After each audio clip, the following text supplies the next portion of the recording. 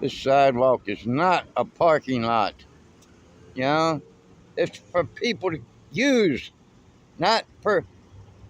It's not a parking lot. Come and get this crap, idiots.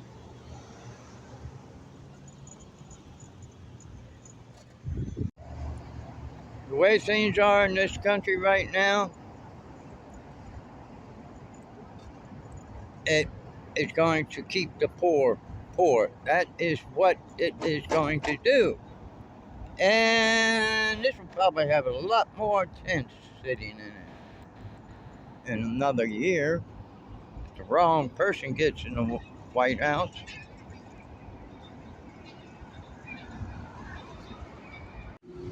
That was the tallest building in Atlanta when I got here.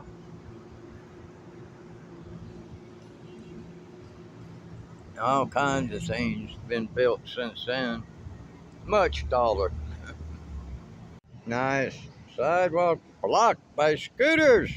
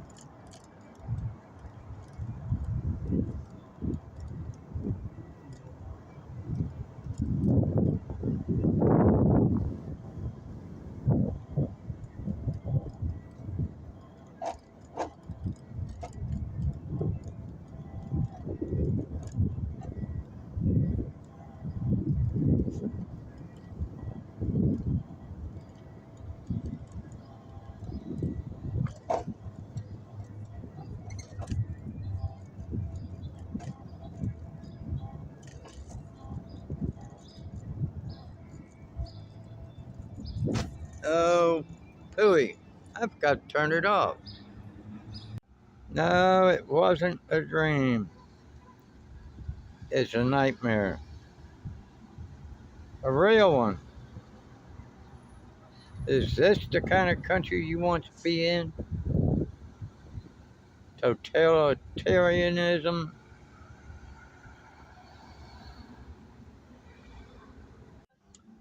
I drove downtown and it still got two greens.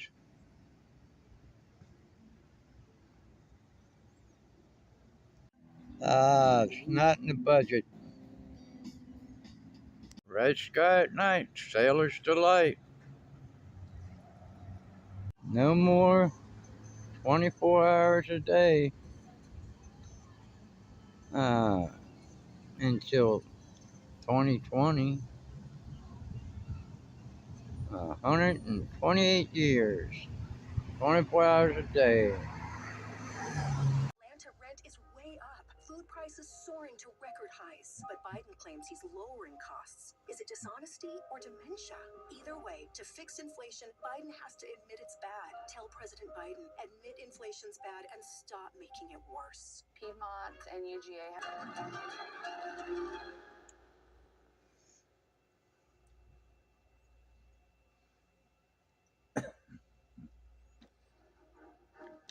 The specter of communism did not disappear with the disintegration of the Communist Party in Eastern Europe. The collapse of the communist regimes in the Soviet Union and Eastern Europe marked the end of a half-century-long Cold War between the capitalist and communist camps in the East and West. Many were thus optimistic, holding the belief that communism had become a relic of the past.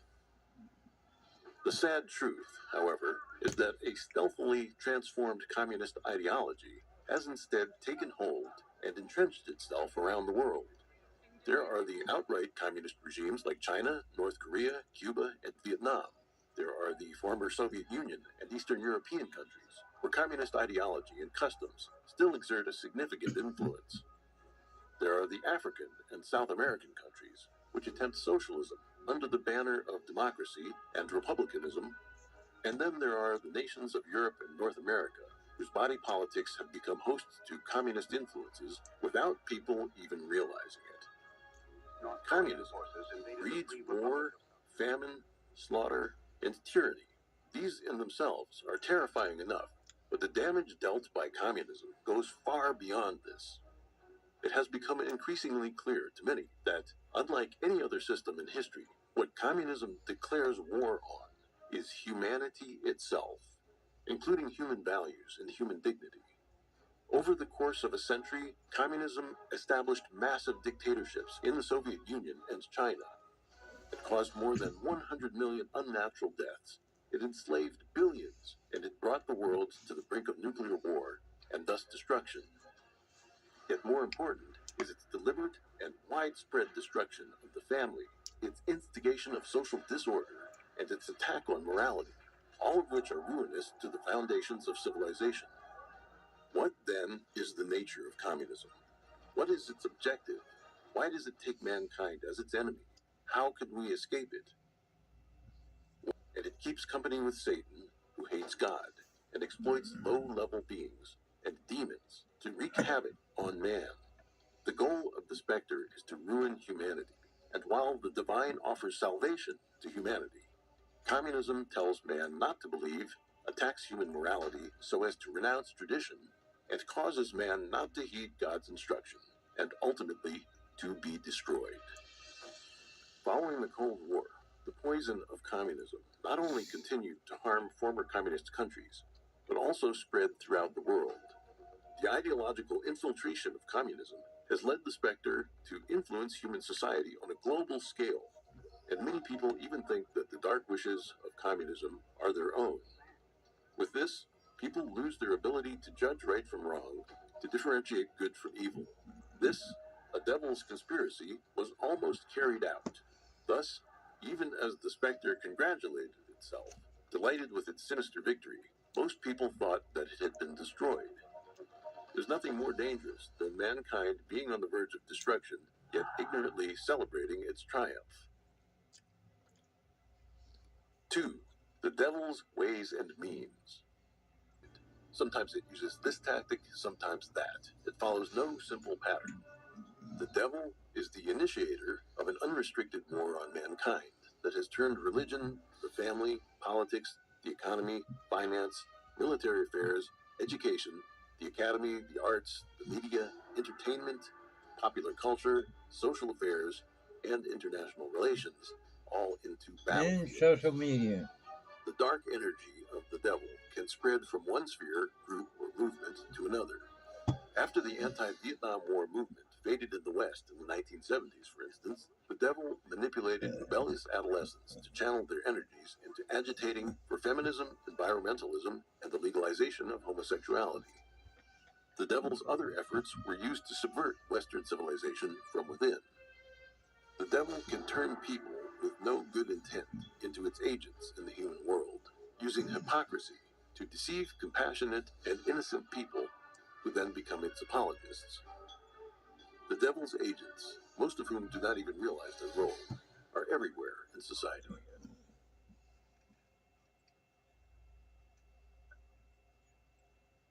From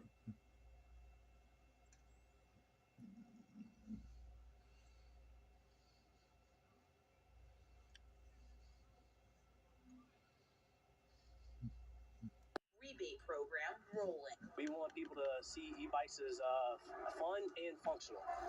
The city invested $1 million to the program, which is being run by the Atlanta Regional Commission, and anyone can apply for some free cash. Winners will have 12 vendors within the city to choose from to get their bikes. The bikes can go over 20 miles an hour, and some, like this one, have a range of 50 miles. 80% of our trips are within 3 to 5 mile radius of our homes, and so we can change that option $1 from million that could be just think about spent what we're doing on for the our environment, and existing for our personal health. And infrastructure. so, that's what we're really trying to do, is give options to families. 75% of rebates will be reserved for Atlanta residents earning less than $54,000 a year.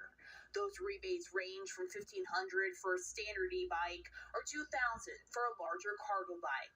Other residents can still get $500 towards a standard e-bike and $1,000 for a cargo bike. Right now, it's only Yeah, well, CNN has finalized the rules for the first 2024 presidential debate. That debate between President Joe Biden and former President Donald Trump happens next Thursday, and it is here in Atlanta. Mics will be muted outside of speaking time. They'll only be provided a pen and a notepad plus a bottle of water. Candidates will not be allowed to bring props or prepared notes. And that first presidential wear debate is now earplugs. just 10 days away. Yeah, both President Biden and former President Trump are preparing for a face-off while also trying to reach out to new voters and bolster their campaign coffers. Fox's Doug Luzader has more this morning from Washington. Swing states this week, while President Biden hopes that a new immigration announcement that could come as early as tomorrow will help shore up support among progressives. President Biden arrived back at the White House last night after a trip to California. A star-studded fundraiser there netted his campaign some $30 million. And as early as tomorrow, according to a number of reports, Biden will announce a new program to legalize the spouses of U.S. citizens who are now in the country illegally. It could impact more than 1 million people. Democrats hope it will yield dividends at the ballot box. What better surrogate to the president than someone who says, President Biden did what no one else did, what Congress wouldn't do? He made sure that my husband is able to stay with me. He made sure that my wife no longer is in the shadows. This is someone that I want to vote for. This is someone that deserves another 4 years. Yet at the same time, lax border policies have proven to be a thorny issue for Biden, who recently announced a new executive action to crack down on asylum claims. The former President Trump was in Michigan on Saturday, hoping to win over black voters in Detroit with his familiar pitch on immigration. Millions of illegal aliens are pouring in and they're taking your jobs. The black community is being hurt more by the illegal aliens, 16, 17 million. They're taking your jobs. You're down 6-7% from where you were just 3 years ago with me. And both Trump and Biden are expected to spend some time off the campaign trail in the days ahead, preparing for their first debate that comes a week from Thursday. In Washington, Doug Luzader, Fox News. Let's look at the weather across the country right now. Real quiet. Their ages range from 10 to 62 years old. A gunman opened fire Saturday at a popular suburban Detroit water park, wounding at least 8 people, including 2 children, one of them critically. Police found the 42-year-old shooter dead in a nearby home. They found the suspect inside. Of course, that was from suicide. Police say the suspect appears to have had no connection to those victims. He fired nearly 30 shots, reloading 3 times before leaving the Brooklands Plaza splash pad. Police say the suspect lived with his mother. Their preliminary investigation shows he had no criminal record, but he may have had some mental health challenges. 8 people were hurt when gunfire erupted at a large car club meetup in Massachusetts on Sunday. Investigators say 7 people were shot, and another woman was seriously hurt while trying to run to safety. The victims' ages range from the late teens to 22, and they're all from across that area. It's pretty amazing also that with the amount of ballistics evidence that we're recovering, that more people weren't hurt. These meetups consist of very loud music, disorderly conduct, sometimes drinking, vaping, spontaneous meetups. They use social media sources, Snapchat and others. In some cases, we're kind of able to infiltrate that and kind of learn where these things are going to take place. The Essex County District Attorney is still investigating what led up to the violence. Well, days after the Supreme Court struck down a federal ban on deadly bump stocks, Senate Majority Leader Chuck Schumer plans a vote in the Senate chamber to restore that ban. The decision came Friday by a vote of 6-3 along ideological lines. Their bump stock devices allow semi-automatic rifles to fire hundreds of bullets a minute. The ruling brought an end to one of the federal government's recent efforts to address the nation's epidemic of gun violence. We're coming up on 7:44, and wildfires are raging all across the Golden State. We take a look at the latest conditions from California. But first, we do want to give you a chance to win a $500 gift. Selective service. Well, it hasn't been invoked in more than half a century. It's mandatory for all male U.S. citizens to register for the selective service, also known as the military draft, when they turn 18. Failure to register is classified as a felony and comes with a host of legal challenges. The NDAA passed the House in a 217 to 199 vote. but it is unlikely to be taken up by the Senate. Yeah, well, that says a lot about the numbers of people enlisting in the military. Yeah, definitely need those numbers to go up, that's for sure. Well, the time at Lakes Airport just before 8 tonight. They had crashed near Stark and Singley roads. Moments ago, Sheriff Gary Long posted that the plane crashed into a tree. Now, these are live pictures from that scene tonight. You can see lots of flashing lights there as investigators just begin their work trying to figure out what happened here. Butts County fire officials shared these photos of the plane. Again, you can see a large law enforcement presence on scene and firefighting foam on part of the plane. The sheriff says all 3 people on board were transported to emergency rooms via air ambulances. Now, this is very much a developing story. Fox 5 will update you on our website and on our news app when we learn more. We'll also bring you any updates first thing tomorrow morning on Good Day Atlanta. A deadly fire in Coweta County claims 5 more victims to the hospital. It happened early this morning at a home on Macedonia Road in Noonan. Fox 5's Mary Smith live outside the Coweta County Fire Department tonight after speaking with a family member of the victims. Mary? Yeah, family members say that they are so thankful for the prayers and support from the community tonight following this tragedy this morning. An early morning house fire in Noonan leaves 6 people dead. As crews tried to extinguish the fire, we also started search and rescue efforts. We were able to pull 6 more victims out of the house and accounted for our 11 people. All 6 people that we had rescued are deceased at this time. The victims include a man and woman, both 74 years old, a 36-year-old woman, and 3 boys, ages 13, 12, and 6. Chief Flanagan says medics transported 5 more victims to Grady Hospital in Atlanta. They're stable and they are holding up the best that they can hold up. Fox 5 spoke with Courtney, who does not want us using her full name. She's a family member of the family devastated by the fire, including Oscar and Kayla Bonner, who were inside the home with their children and other relatives when it went up in flames. We truly appreciate it. You know, we appreciate all the help and the support and the love and the prayers that we're getting from everybody. Neighbors tell Fox 5 they heard loud noises and headed to the scene. I heard pop, pop, and kind of stopped for a moment to see maybe what that was. I heard pop, pop again, and then I heard a cry for help. Come around the back of the house and noticed that the neighbor's house was ablaze. While the cause of the fire remains under investigation, family of the victims wants Boone Boulevard and Troy Street. It took crews less than an hour to get it all under control. The crew told Fox 5 they went with a defensive fire attack. This due to the conditions preventing them from entering the building to extinguish it from inside. The good thing about this, there were no fatalities, no injuries, and we are thankful for our partners at MARTA, who have supplied 2 buses for our firefighters to what we call rehab.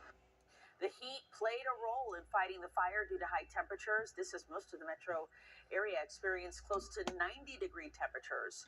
No word on a cause tonight. We're continuing to follow this morning's shooting in the Vine City area that left a man dead. It happened at a rental home on Thurmwood. In a letter to Senator John Ossoff, DeJoy says on-time performance for regular mail is up to 85% in North Georgia. That's up from 65% back in May and 36% in March. DeJoy says package delivery is also up to 85%, including for prescriptions. The Postmaster General did not provide the post office vendor contracts as Senator Ossoff requested. DeJoy claims that could damage their vendors and business practices. Still ahead tonight on News Edge at 11, 1 person is dead and another hurt after a high-speed chase in Cobb County. Why police need your help to figure out what happened. To be honest, this is a nightmare. I'm hoping to wake up from this. A young girl must now grow up without a father, the victim of a murder-suicide. How the community has rallied to help her tonight. Not only is it hot here in Atlanta, relationship with that's made somebody get one in the for prison. voluntary manslaughter and aggravated battery. A Metro Atlanta criminal defense attorney says the incident demonstrates a failure by Department of Corrections leaders. The idea that a firearm and ammunition was able to be acquired by an inmate in a Georgia maximum security prison is indefensible. Last year, the GBI charged the prison's warden in a sprawling contraband conspiracy. A spokesperson for the prison tells Fox 5 Hart did leave behind a suicide note. There's still no clear answer about how the gun got into a Supermax facility. Let's talk about the weather. Remember a few weeks ago when it was warm but relatively dry air? Well, that's all gone for the next several months, it seems like. It really feels like we're in it now. Meteorologist Jonathan Stacy. It got hot outside over the weekend, and today was considered a cooler day, but it's still pretty hot out there. Literally, we shaved off a couple degrees in contrast to what was a very hot weekend, and we can still call today exactly what it was, and that is hot. We're coming off of a high of 93 degrees. We've shed 10 degrees at this point to put the current temperature at 83 degrees. The wind's still wandering in out of the southeast, and that is ushering in not only the heat, but also the humidity. Although today's humidity levels were slightly lower than they were over the weekend. We're pointing the cameras at the airport tonight because there were some showers in and about North Clayton County. We've seen a couple pop-up showers develop through the afternoon into the evening hours. Temperatures all across the area at this point on either side of 80 degrees. Most of us still in the 80s well after the sun has gone down. We have a couple storms out there. No lightning associated with that cell that's running just to the north of Griffin. For those of you in portions of Henry County, southwest Henry County, Fayette County, get ready for a shower or two. You've already been grazed by some showers through South Fulton and North Clayton County, now headed towards Douglas County, Douglasville. You're likely hearing those raindrops on your rooftops. And then Heard County, you got it the other day, and now you're getting it again with a late night round of rain. And then in the northeastern corner of the state, we also have some showers that are going off right up here in Clayton. You're getting your showers as well. And not only are we watching the showers tonight on the radar, but we're watching some big time development of potential tropical cyclone number 1. That's new in tonight. We'll talk about this system and one that is way too close for comfort coming up in my full Fox 5 streaming forecast.